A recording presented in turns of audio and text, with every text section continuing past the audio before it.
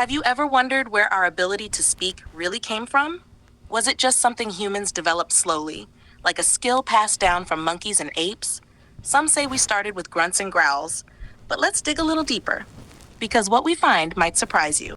Evolutionists teach that language began millions of years ago as simple sounds, like groans, barks, or grunts. Over time, they believe these basic sounds evolved into complex speech. According to this theory, our early ancestors had no true language, just noises to show fear, hunger, or emotion, like animals do. But is that really where human language came from? Let's see what language experts have discovered. The facts show a different story, one that challenges the idea of slow, random development. Language scholars have found that older forms of language were often far more complex. In fact, many ancient languages had deep grammar systems and rich vocabulary, far more difficult than modern languages we speak today.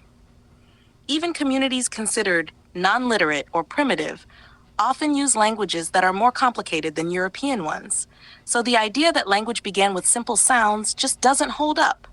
Lexicographer Ludwig Kohler said, "Animal sounds may express feelings, but they lack concepts and thought, which are the heart of real language." Even Noah Webster, the famous dictionary writer, once said, "Language, as well as the faculty of speech, was the immediate gift of God." But what does the Bible say about the origin of language? Let's go back to the very beginning. What the Bible says. The Bible tells us that man was created by God around 6,000 years ago, and Adam, the first human, was already equipped with the power of speech. In Genesis 2:19-20, God brought the animals to Adam, and Adam began naming each one. This required reasoning, vocabulary, and expression. It was more than just speech, it was a test of intelligence. Before that, God had already spoken to Adam. In Genesis 2:6-17, God gave him a clear command: "You may eat from every tree of the garden, but you must not eat from the tree of the knowledge of good and bad, for in the day you eat from it, you will certainly die."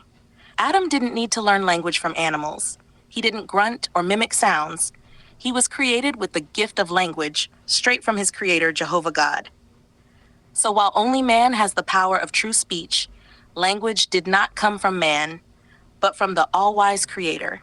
It is a sacred gift, something to use carefully, kindly, and gratefully. Let's use our words to bring praise, encouragement, and love, especially to the one who gave us this gift.